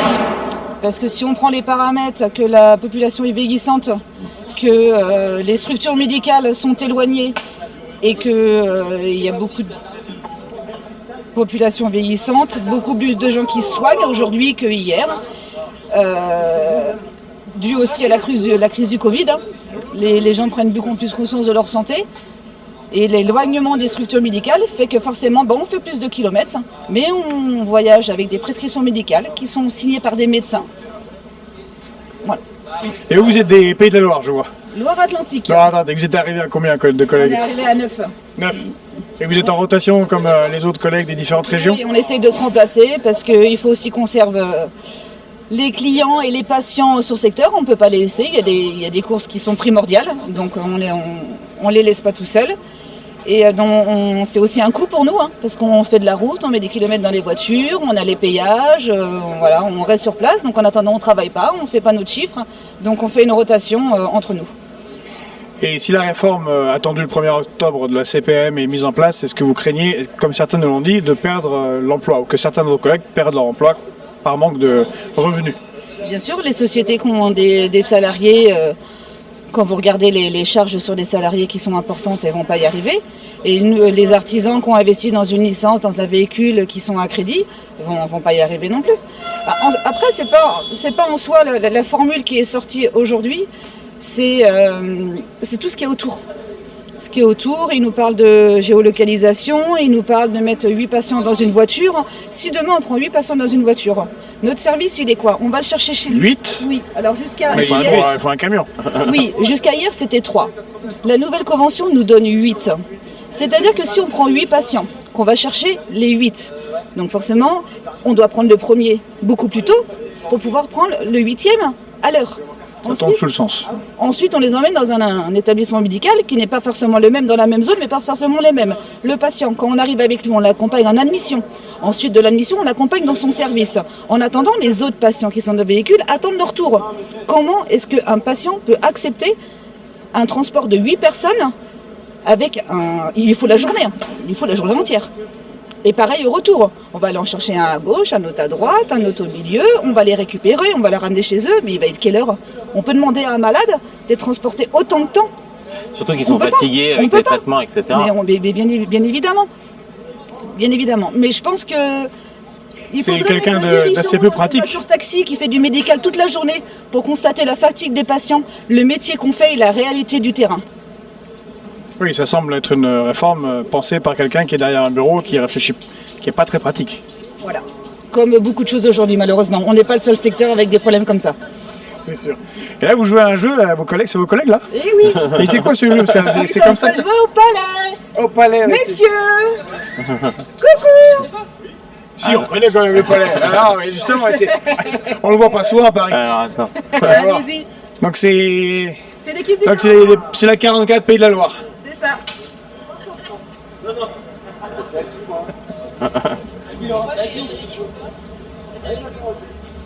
On fait une présence de voiture, on fait une présence de lumineux, et puis en attendant, il faut s'occuper un peu. Ce qu'on attend aujourd'hui, c'est le rendez-vous de demain, de samedi, avec le ministre. La grillade. Voilà. En attendant, on est là, puis on lâchera pas. Donc vous passez la journée, au moins la journée, peut-être demain ici. Ah bah sûr, jusqu'à demain, de toute façon, tant que le rendez-vous avec les ministres n'est pas fait, on partira pas. Et vous organisez pour justement faire des grillades, c'est ça? Il y a quelqu'un qui va s'occuper de ça? On a le barbecue, on a les saucisses, le charbon, on est venu avec tout ce qu'il faut, avec les haribots pour le dessert. Voilà. Et un jeu de palais. Et un jeu de palais. C'est bien. Faut bien s'occuper, hein, parce que on est parqué comme des coqs derrière des grilles dans le boulevard et puis on ne peut rien faire. On n'a pas autorisation d'aller faire opération escargot, d'aller bloquer des gares ou des aéroports ou faire n'importe quel mouvement. On a juste le droit de rester garé là. Parce que c'est clair que si vous faisiez des opérations escargot, vous avez un moyen vous avez un levier fort. On ne veut pas embêter monsieur et madame tout le monde, c'est pas ça. Mais à partir du moment où on ne fait pas des actions qui malheureusement contraignent les gens à se plaindre, on ne va pas nous écouter. C'est vicieux, mais c'est comme ça fonctionne le système aujourd'hui. Hein. Si oui, parce qu'ils peuvent... On n'embête personne, et ben personne nous écoute là-haut. Donc il faut faire du bruit, il faut embêter les gens pour que monsieur le ministre daigne recevoir les fédérations. Parce qu'en vous parquant ici le long du boulevard Raspail, bon, comme vous avez dit, ça ne dérange pas grand monde.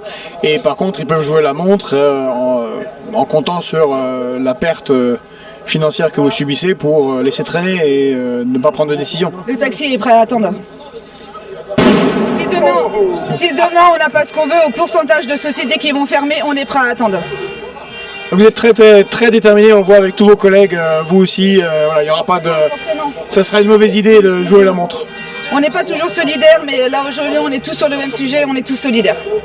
Et on ne lâchera pas. On veut vivre de notre métier dignement et continuer à servir les patients et les clients comme on le faisait hier. Merci madame. Je vous en prie. Et mais bon courage à vous. Merci. Et Oui, bah, voilà, mais au plaisir. On espère que vous serez entendu. Merci. Georges, là-bas, ça brûle. Alors, apparemment, depuis qu'on est passé... Ah non, Ah non, ça va être normal.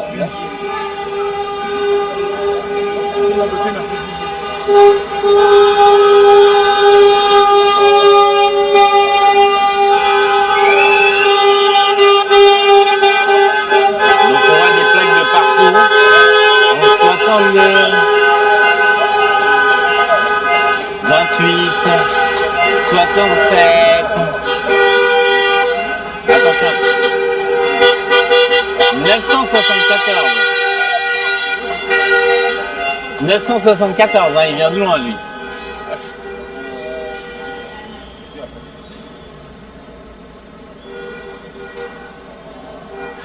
On avance encore un peu? Allez, on remonte. Vas-y.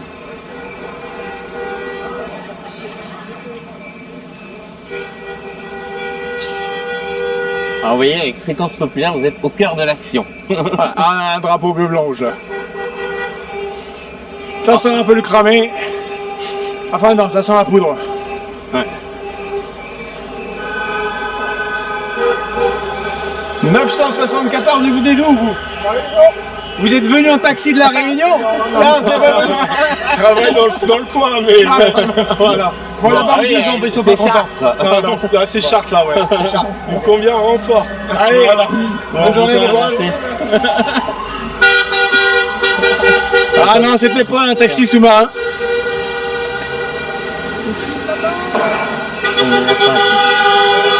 Ah, des Bretons, là, à nouveau.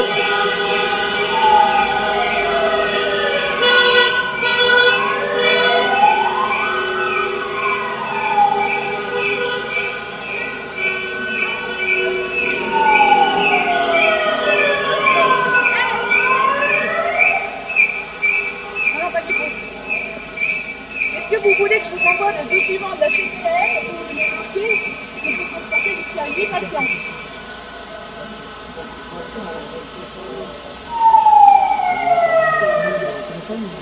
On continue à filmer ici avec Georges. Et donc on voit, on est toujours donc boulevard Raspail, ici dans le 7e arrondissement, arrondissement cher à une certaine Rachida Dati. Donc comme vous voyez, la mobilisation ici bat son plein, donc avec beaucoup d'occupation. Alors effectivement, les taxis ont été parqués ici, donc sur cet axe. Et donc, comme on l'a dit, les deux revendications principales, donc le problème de la concurrence déloyale des plateformes comme Uber et la problématique de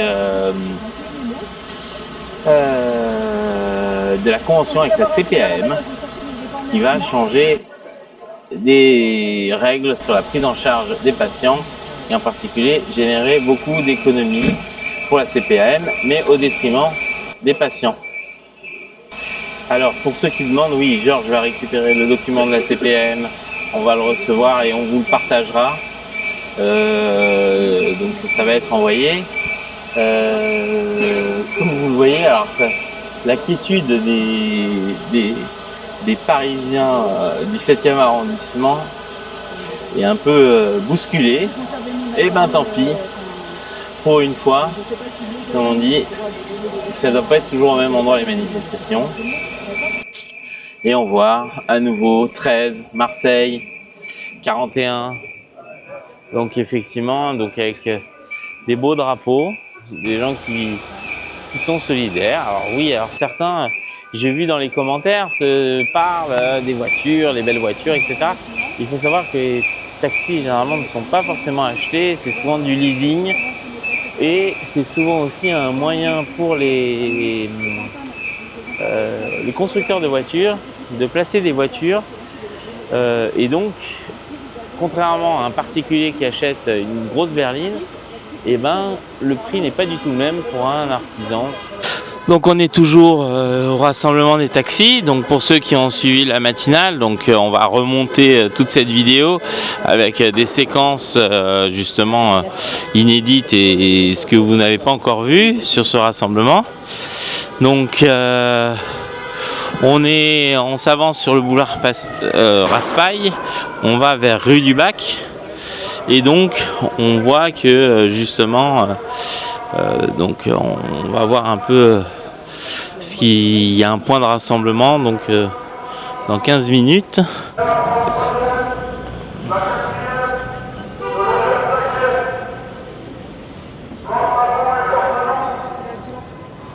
Donc on cherche donc toujours des taxis aussi variés.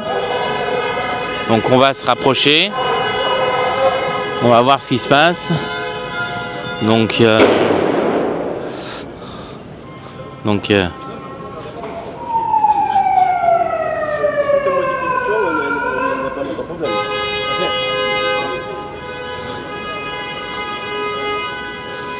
on voit cette mobilisation toujours aussi importante, plus qu'on se rapproche.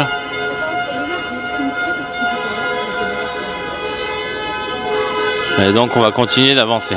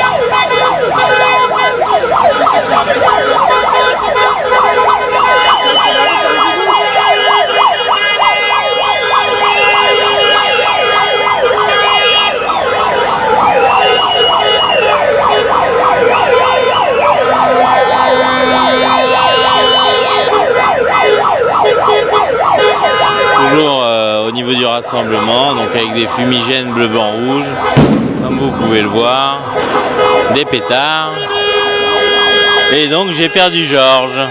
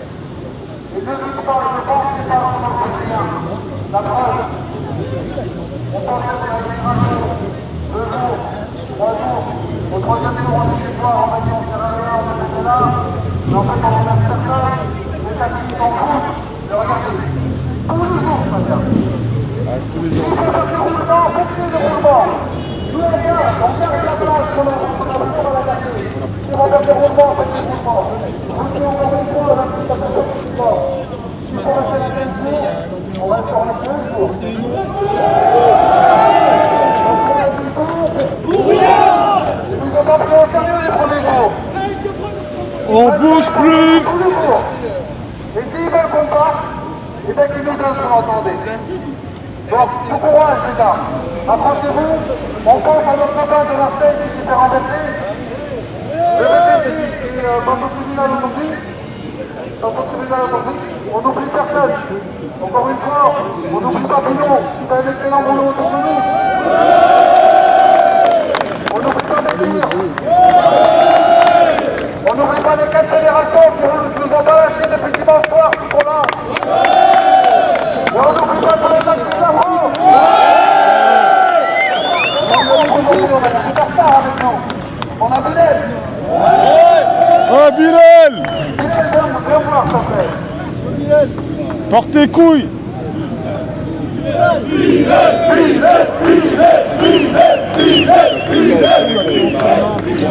19. Mais qu'est-ce qu'il est bon dans les caméras. Là, ça, c'est Bilal, c'est lui. Il va trouver à 5 contrats. À 5 contrats, il a fait des deals. À 5 contrats de journalistes qui font un délit, n'avaient plus de mots, ils parlaient de machin à la fin, tellement ils n'avaient plus trouvé leur mots. Pour Bilal, les bibis. Les gars, on va défendre, même si aujourd'hui, je pense qu'il n'y aura pas grand-chose à dire, c'est pas grave. On va attendre le fameux rendez-vous de demain. Quand on aura une... On bouge pas!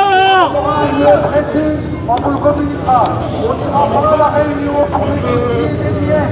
C'est tout. C'est mal, c'est mal. Les gars, à Bilal.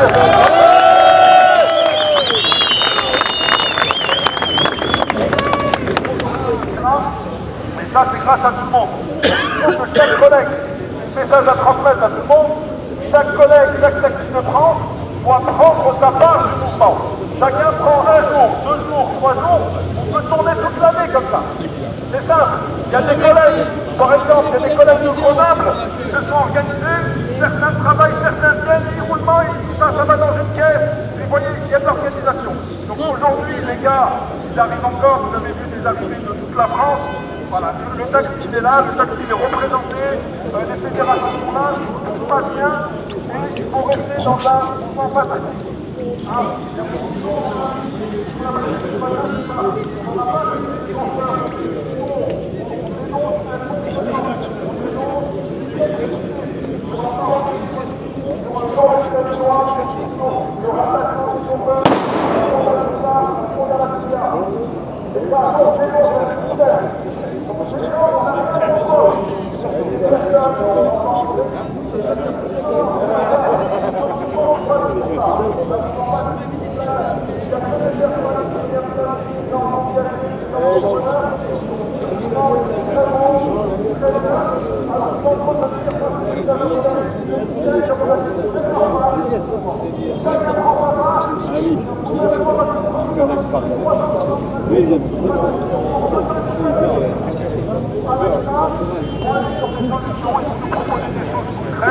C'est d'ailleurs ce qu'on attend de la réunion de demain.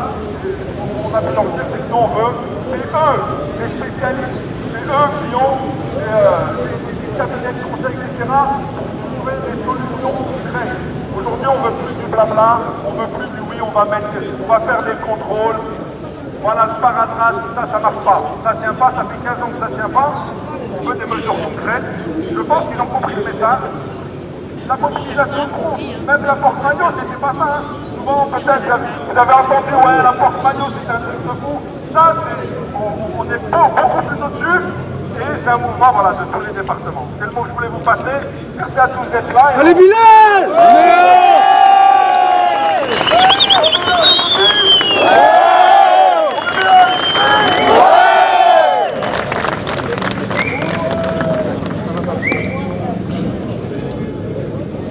Et pour ceux qui viennent d'arriver, parce que des fois quand on arrive, on dit bah attends, ça se passe comment la manif, on reste là, on va là-bas, on fait quoi? Donc, ils ont dû vous en parler, souvent il y a des points infos ici, après sur le boulevard il y a le café, des fois les collègues s'organisent pour un peu pour manger, pour se reposer dans leur voiture, mais voilà, si vous trouvez que c'est statique, c'est normal. Ici le point c'est une mobilisation statique. Il y a des collègues parisiens qui sont en train de faire un travail extraordinaire, et il faut en parler parce qu'ils ne sont pas là, mais ils sont en train de faire un boulot de dingue avec des convois, des opérations scaphandes dans Paris. Et c'est d'ailleurs grâce à ça que le mouvement est encore parti. Donc on pense à eux, mais le mouvement ici est statique. Donc voilà, profitez-en pour rencontrer les collègues des autres départements. Des fois on est du même département, on n'a même pas le temps de discuter dans la journée. Donc là, c'est bien. Et après il y a des points, vous voyez, c'est toute la journée, on s'organise. Et n'hésitez pas, s'il y a des collègues qui ont des besoins particuliers, il y a même des collègues parisiens qui sont prêts à ouvrir leur appartement, leur douche, pour aller se doucher, se rafraîchir un petit peu, se rafraîchir un petit peu. Ils sont là, ils sont présents. Ah oui, grave. N'hésitez pas.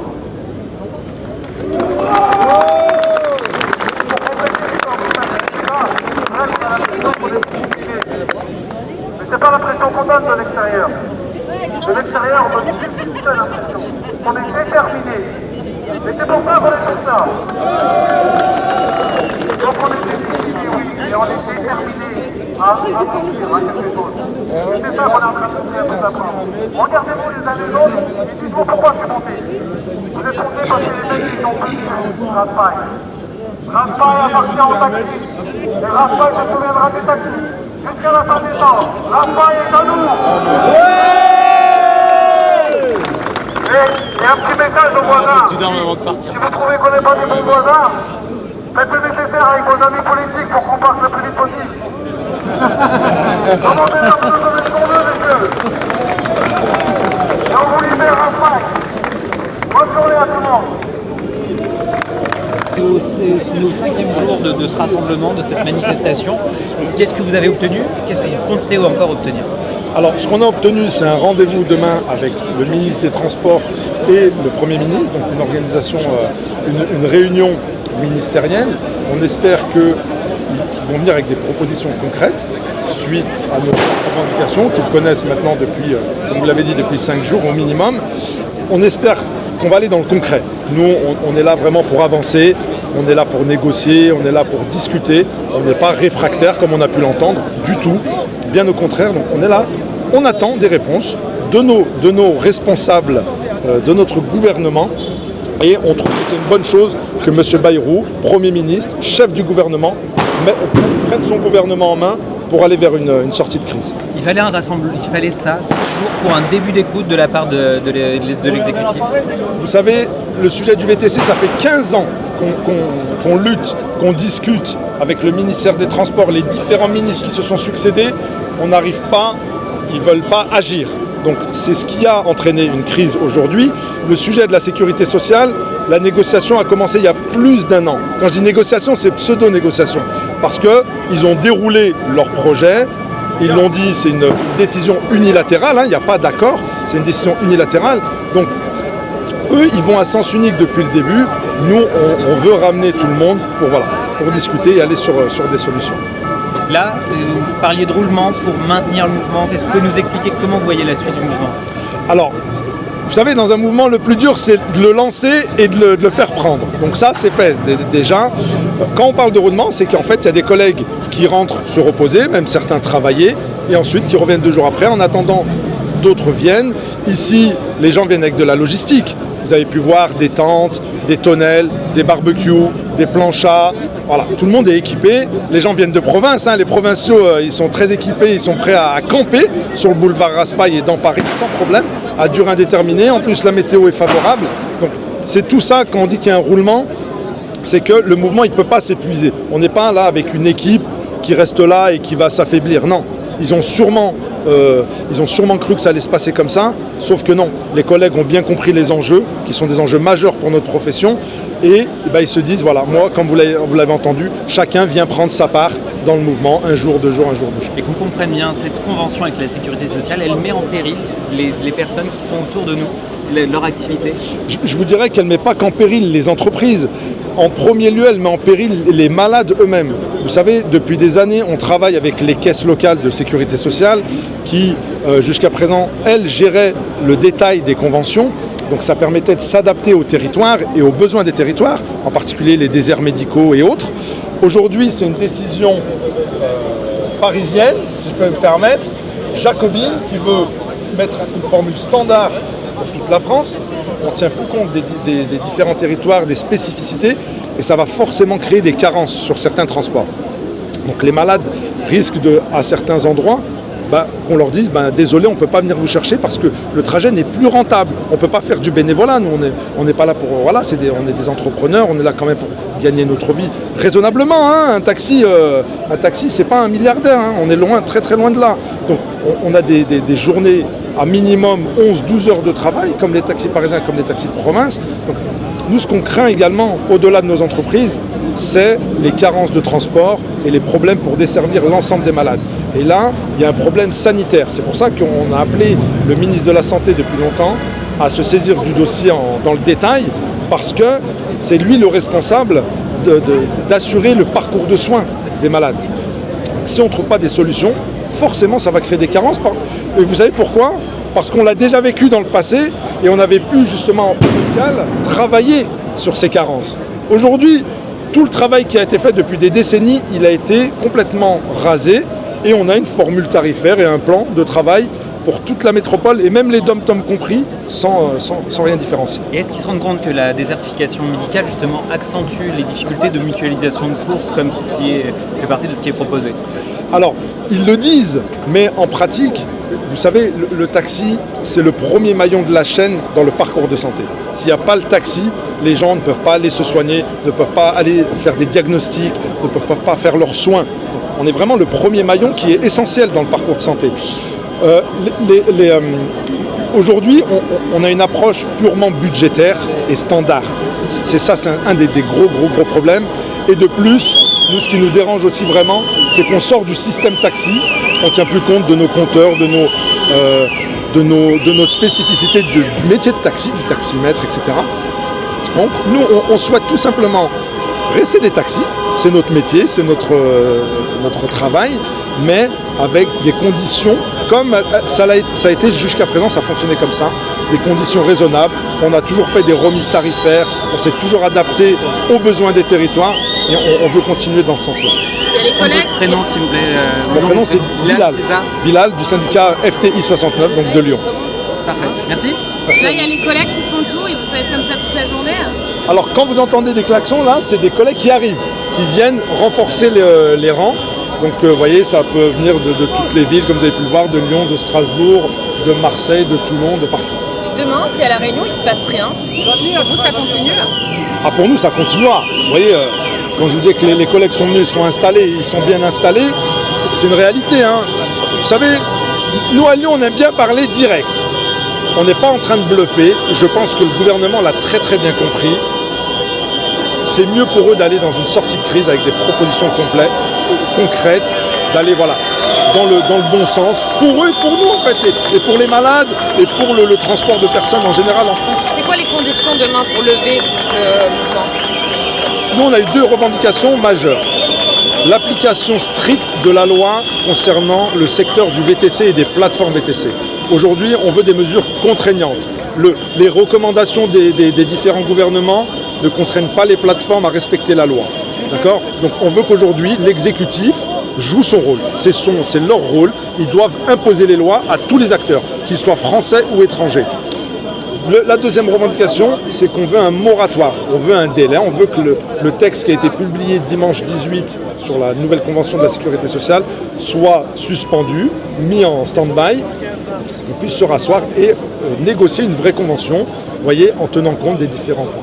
Donc on n'a que 2 revendications, elles sont assez simples. Moi j'entends que vous dites que si c'est mis en place, certains taxis vont perdre jusqu'à 30% de leur chiffre d'affaires. Oui. Et en parallèle, il y a le patron de la Sécu qui dit non, il y en a plein qui vont avoir des augmentations. Comment c'est possible? Alors, une chose simple, des économies, ça entraîne forcément des baisses de chiffre d'affaires. Ça va de pair. Donc, depuis le début, depuis plusieurs mois, ils disent on va faire des économies. Ils parlent d'au moins 300 millions, et je tiens à parler du au moins, parce que avec les calculs qu'on fait, on va être beaucoup plus large sur les économies faites. Donc forcément, des économies, ça entraîne des baisses de chiffre d'affaires, des baisses de revenus pour les taxis. Autre chose, avec leur nouvelle convention, il n'y a pas de réajustement de prix chaque année. Donc les prix là sont partis pour être gelés sur 5 ans. Donc forcément, on ne tient pas compte de l'inflation, on ne tient pas compte de tout ça. Et ça va forcément précariser un petit peu, vous savez, les sociétés. Et forcément, à terme, en deuxième rang, les patients qui doivent se rendre à leurs soins dans les hôpitaux. Okay. Vous pouvez me donner votre nom, s'il vous plaît? C'est Bilal du syndicat FTI 69 à Lyon. À Lyon, très bien. Merci, vous êtes arrivé dès le premier jour? Moi, je suis arrivé dimanche après-midi, donc avant le début, pour ouvrir le bal, et on est là jusqu'à la fin du mois. Ok, ça marche, merci beaucoup. Et Bilal, vous regrettez que... Ah pardon, je prends votre numéro oui. Parce qu'en fait, on fait le reportage demain comme ça pour savoir comment ça s'est passé. C'est pas pour prendre un café. Alors, vous voulez taper? Allez-y. Ouais. Voilà. Allez, merci beaucoup. Merci à vous. Très bonne journée. Et Bilal, vous souhaiteriez que le gouvernement taxe plus les plateformes comme Uber et une action plus concrète pour fiscaliser cette plateforme qui ne paye pas d'impôts en France? Alors, aujourd'hui, et notre président, M. Macron, l'a assumé, il l'assume depuis le début. Il a déroulé le tapis rouge aux plateformes américaines, entre autres, pour s'installer, pour se développer en France. Il s'en est jamais caché et au moins il est droit dans ses bottes depuis le début. Aujourd'hui, ce qu'on dénonce, c'est différentes choses. Il y a l'évasion, enfin l'optimisation fiscale, mais il y a des problèmes de complicité, de non-respect des lois. Vous voyez, un chauffeur VTC, il circule en attente de course, ce qu'on appelle de la maraude, qui est réservée aux taxis, mais si une plateforme ne lui envoie pas une course, il n'aura jamais de course. Donc la plateforme est complice de ce système. Et en deuxième plan, il y a une organisation qui s'est mise en place de fraude aux cotisations URSSAF, TVA, ce qu'on appelle le rattachement. Vous avez peut-être entendu parler.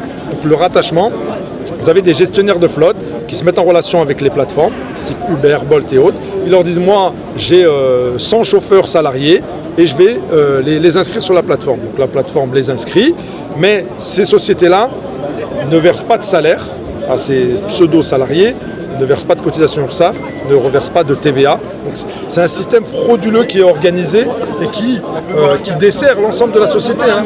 On a beaucoup de dettes, notre gouvernement parle souvent de la dette, etc. Mais les dettes, elles sont créées justement par des systèmes massif. Là, on parle de millions et de millions d'euros. Hein. On ne parle pas de centaines d'euros. C'est des millions d'euros qui sortent de l'économie française et des millions d'euros de cotisations qui sont détournés pour d'autres personnes plutôt que pour l'URSSAF et la TVA. En tout cas, c'est très intéressant. Souvent, les citoyens pensent que les taxis sont un peu individualistes, ils sont dans leur voiture. Mais en fait, on assiste là depuis le début à un mouvement très solidaire entre vous. Vous savez, un taxi, quand il croise un autre taxi dans la rue, quand on travaille, on se fait des signes, on se dit bonjour. C'est vrai c'est un métier très solitaire parce qu'on est tout seul. Bon, on discute beaucoup avec nos clients, les patients qu'on peut emmener vers des hôpitaux. Mais le taxi, c'est une grande famille. Parce que le taxi, voilà, on a une voiture, un lumineux, on a une réglementation qui est la même pour tous. On fait le même métier, qu'on soit à Paris, Lyon, Marseille, dans le milieu rural, à la montagne. Donc c'est vrai que le taxi, c'est une grande famille. Et là, la grande famille s'est réunie pour défendre le métier, pour pouvoir... Nous, on ne demande rien d'extraordinaire. Hein. On demande seulement de pouvoir continuer notre métier comme il est défini par notre réglementation et que ça reste viable, voilà, pour les entreprises. On ne cherche pas à être des milliardaires. On ne connaît pas de taxi milliardaire. Hein. Un taxi, vous voyez, il essaie de s'en sortir. Il fait au moins 11 à 12 heures de travail quotidiennement. Comme vous voyez, à Paris, les taxis, ils ont un eurodateur qui les limite à 11 heures de travail. Donc, ils font 11 heures de travail. C'est des métiers assez difficiles, assez longs, vous voyez. Mais voilà, quand on se retrouve, c'est une grande famille et on s'entraide pour défendre la profession. Et si on vous a bien compris, vous êtes organisé de telle manière à ce que le gouvernement ne puisse pas jouer la montre et laisser traîner le conflit et finalement vous les faire capituler. C'est souvent la stratégie, hein, bien sûr, de se dire on va laisser comme ça, ils vont pas travailler un jour ou deux, ils vont rentrer et ce sera plié. Là non, le mouvement a pris, il y a un relais comme on l'a dit. Donc, là, clairement, ils peuvent plus jouer la montre. Et je pense que les Parisiens, les citoyens parisiens, eux aussi veulent retrouver leur rue, du calme, arrêter qu'il y ait des opérations escargots, qu'il y ait des choses comme ça. Vraiment, c'est dans l'intérêt de tous que le gouvernement aille vers des solutions. Mais pas du blabla. Le blabla, ça suffit, on en a assez eu. On veut des réponses concrètes, des mesures. Et surtout, vous voyez, quand d'autres pays, il n'y a pas longtemps, les États-Unis, ont dit nous, on va mettre des droits de douane aux Français, aux Européens, ils sont droits dans leurs bottes, hein. Ils imposent, c'est comme ça et pas autrement. Nous en France, je trouve qu'on est un petit peu trop laxiste, tout le monde vient, fait ce qu'il veut, respecte pas les lois, voilà, et on laisse faire. Non, il faut un peu de courage, il faut un courage de nos politiques qui reprennent. L'exécutif, ça porte bien son nom. Il est là pour exécuter des choses, pour imposer s'il le faut, imposer les lois, les règles qui ont été votées par les assemblées, les différentes assemblées. Et là, on sera vraiment dans la France. Pour l'instant, on se laisse faire un petit peu par tout le monde là. Donc voilà. On espère que nos politiques vont être à la hauteur. Le Premier ministre se saisit du dossier. Voilà. C'est le chef du gouvernement. Il va remettre la main sur ses ministres. On espère que ça aille vite et à l'essentiel. Merci Bilal.